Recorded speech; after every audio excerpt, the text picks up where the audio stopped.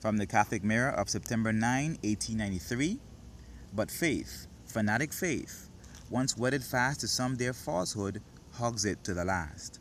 Conformably to our promise, in our last issue we proceed to unmask one of the most flagrant errors and most unpardonable inconsistencies of the biblical rule of faith. Lest, however, we be misunderstood, we deem it necessary to premise that Protestantism recognizes no rule of faith, no teacher save the infallible Bible. As the Catholic yields his judgment in spiritual matters implicitly and with unreserved confidence to the voice of his church, so too the Protestant recognizes no teacher but the Bible. All his spirituality is derived from its teachings. It is to him the voice of God addressing him through his soul-inspired teacher. It embodies his religion, his faith, and his practice.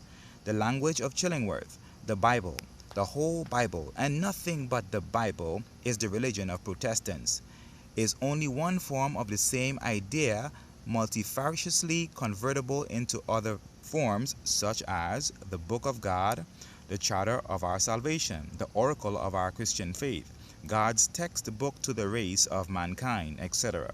It is then an incontrovertible fact that the Bible alone is the teacher of Protestant Christianity. Assuming this fact, we will now proceed to discuss the merits of the question involved in our last issue, recognizing what is undeniable, the fact of a direct contradiction between the teaching and practice of Protestant Christianity, the Seventh-day Adventists accepted on the one hand, and that of the Jewish people on the other, both observing different days of the week for the worship of God. We'll proceed to take the testimony of the only available witness in the premise, the testimony of the teacher common to both claimants, the Bible. The first expression which we come in contact in the sacred word is found in Genesis 2, verse 2. And on the seventh day, he, God, rested from all his work which he had made. The next reference to this matter is to be found in Exodus chapter 20, where God commanded the seventh day to be kept because he had himself rested from the work of creation on that day. And the sacred text informs us that for that reason he desired it kept in the following words, wherefore the Lord blessed the seventh day and sanctified it. Again we read in chapter 31 verse 15, 6 days you shall do work, and the seventh day is the Sabbath, the rest holy to the Lord. 16th verse, it is an everlasting covenant and a perpetual sign. For in 6 days the Lord made heaven and earth, and in the seventh he ceased from work. And the Old Testament reference is made 126 times to the Sabbath.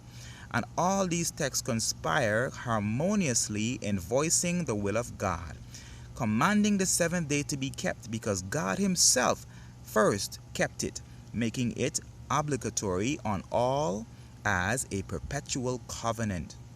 Nor can we imagine anyone foolhardily enough to question the identity of Saturday with the Sabbath or seventh day, seeing that the people of Israel have been keeping the Saturday from the giving of the law, AM 2514 to AD 1893, a period of 3,383 years.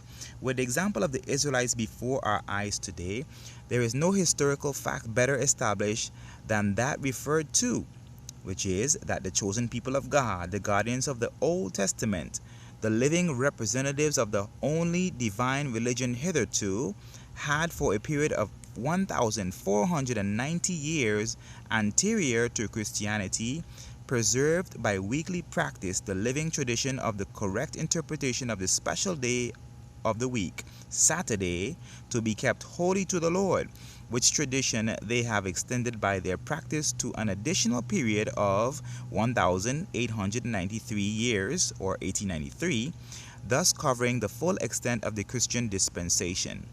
We deem it necessary to be perfectly clear on this point, for reasons that will appear more fully hereafter. The Bible, the Old Testament, confirmed by the living tradition of a weekly practice for 3,383 years by the chosen people of God, teaches then with absolute certainty that God had himself named that day to be kept holy to him, that the day was Saturday, and that any violation of that command was punishable with death. Keep you my Sabbath, for it is holy unto you. He that shall profane it shall be put to death. He that shall do any work in it, his soul shall perish in the midst of his people. Exodus 31, verse 14.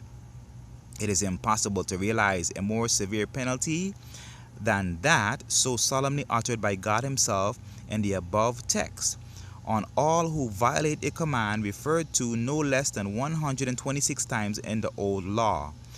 The 10 Commandments of the Old Testament are formally impressed on the memory of the child of the biblical Christian as soon as possible, but there is not one of the 10 made more emphatically familiar, both in Sunday school and pulpit, than that of keeping holy the Sabbath day.